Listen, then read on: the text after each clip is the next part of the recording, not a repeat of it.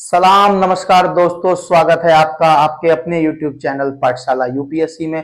मैं अली सर आज के टॉपिक में लेकर के आया हूं जो हमारी इंडियन पॉलिटी की सीरीज चल रही है, उसमें फंडामेंटल राइट्स हम लोग पढ़ रहे हैं, जिसमें कि हम आज बात करेंगे कल्चरल एंड एजुकेशनल राइट्स, जो कि आर्टिकल 29 एंड 30 में आता है। और उसके बाद हम सेकेंड पार्ट में, इसी वीडियो के सेकेंड पार्ट में ही बात करेंगे, हम जो बात करेंगे right to constitutional remedies, article 32, 33, 34 and 35।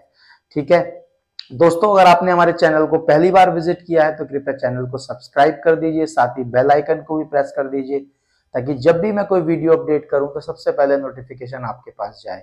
और वीडियो के डिस्क्रिप्शन में आपको जो हमारा पाठशाला यूपीएससी का फेसबुक पेज है और इंस्टाग्राम पेज है, उसका लिंक आपको दिया हुआ है, वहां पे जाके आप उसको भी फॉलो कर लीजिए, क्योंकि उस पर भी मैं एग्जाम से रिलेटेड इंपॉर्टेंट अपडेट्स डालता रहता हूँ। तो चलिए आइए शुरू करते हैं अपना टॉपिक आज का। ठीक है, कल्चरल एंड एजुकेशनल राइट्स, जो कि आर्टिकल 29 और 30 के बारे में, 30 के अंदर दो आर्टिकल हैं इसके अंदर, के बारे में बात करता है। ठीक है, तो सबसे पहले हम आर्टिकल 29 की बात करेंगे। देखिए आर्टिकल 29 बहुत सिंपल सा कहता है protection of interest of minorities, कि जो माइनॉरिटीज हैं उनके इंटरेस्ट को प्रोटेक्ट करना है। तो सबसे पहले तो हमें ये समझना है कि माइनॉरिटी होता कौन है, कौन लोग माइनॉरिटी में आते हैं।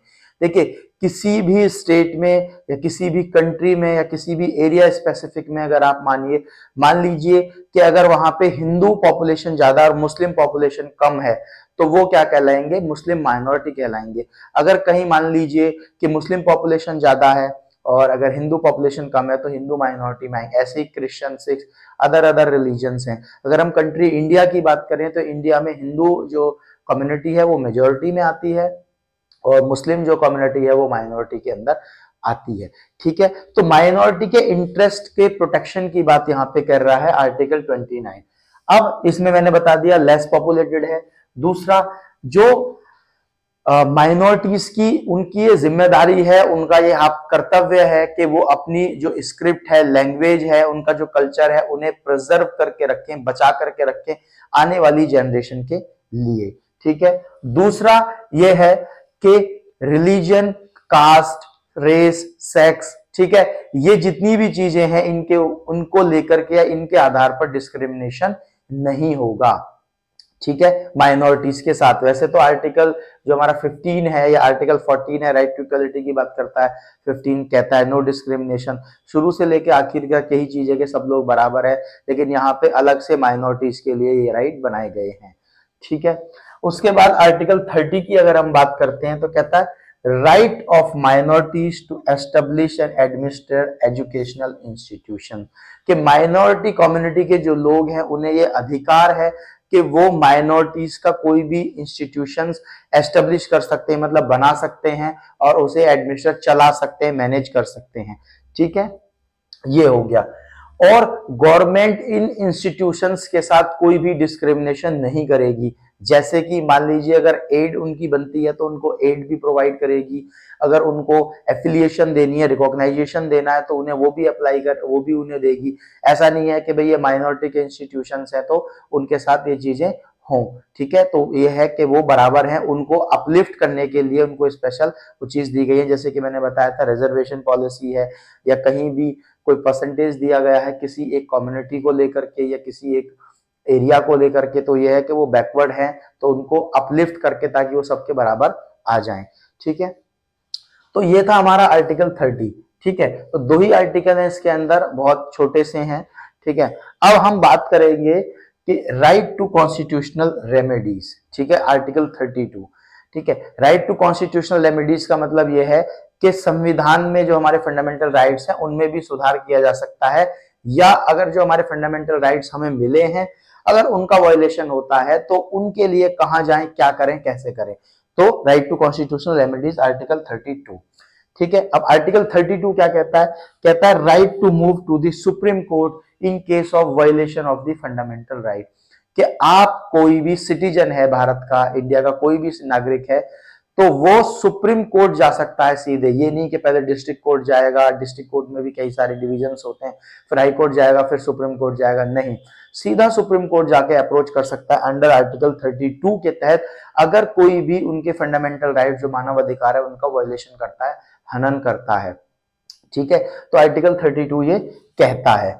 अब आर्टिकल 32 के लिए दो चीजें और मैं आपको बता देता हूं जिनसे डायरेक्टली क्वेश्चंस आ जाते हैं, एमसीक्यू जो ऑब्जेक्टिव टाइप क्वेश्चन आते हैं। सबसे पहले तो क्या कहा गया कि basic feature of the constitution है आर्टिकल 32, और दूसरा इसी आर्टिकल को heart and soul of the constitution भी कहा गया है। Doctor B R. अम्बेडकर ने ये बात कही थी, तो इस पे डायरेक्ट क्वेश्चन आ जाता है कि which article of the constitution is called the heart and soul of the Indian constitution. तो आंसर इज आर्टिकल 32, राइट।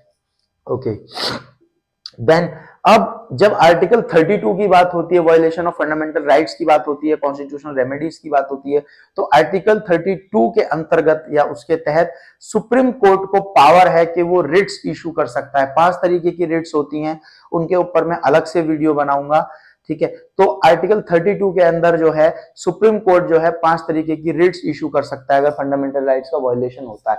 जब आर्टिकल 32 की बात होती है तो फिर आर्टिकल 226 की भी बात होती है, because in article as per the article 226 high court has the power to issue the same writs. High court को भी ये पावर है कि वो पांचों रेट्स, जो 5 तरीके की रेट्स होती हैं, वो इशू कर सकता है, ठीक है।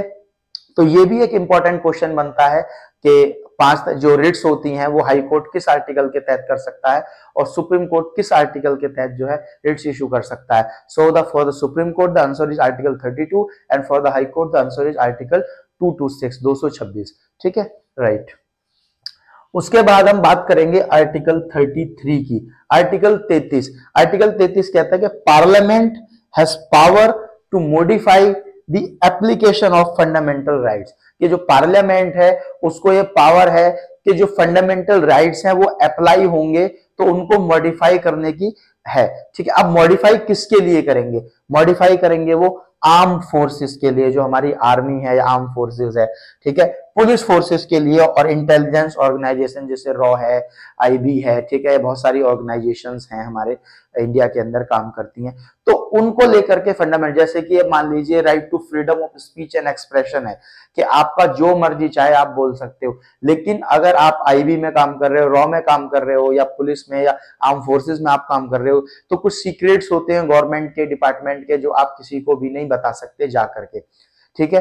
तो उनके लिए ये कहा गया है कि पार्लियामेंट क्या करेगा, उनके लिए जो हमारे आर्टिकल्स है उनकी एप्लीकेशन को मॉडिफाई कर सकता है, उसको ये पावर है, ठीक है। अब उसके बाद आर्टिकल 34 क्या कहता है? Restrictions on rights while martial law is in force in any area.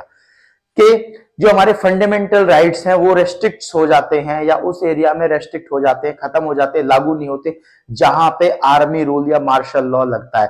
जब कहीं भी मार्शल लॉ लगता है तो वहां फंडामेंटल राइट्स काम नहीं करते, ठीक है। तो जैसे कि मैं बता रहा था कि फंडामेंटल राइट्स में इतनी सारी चीजें हैं, इक्वालिटी है, डिस्क्रिमिनेशन नहीं है, right to life, personal liberty, बहुत सारे आर्टिकल्स हमने डिस्कस किए, सभी आर्टिकल्स पे वीडियो है। लेकिन अगर कहीं मार्शल लॉ लगा हुआ है तो सारे जो राइट्स हैं वो रेस्ट्रिक्ट हो जाएंगे, खत्म हो जाएंगे उस टाइम पे, या हम कहेंगे सस्पेंड हो जाएंगे, ठीक है। अब आर्टिकल 35 लास्ट आर्टिकल है इस वीडियो का, legislation to give effect to the provision at this part, ठीक है।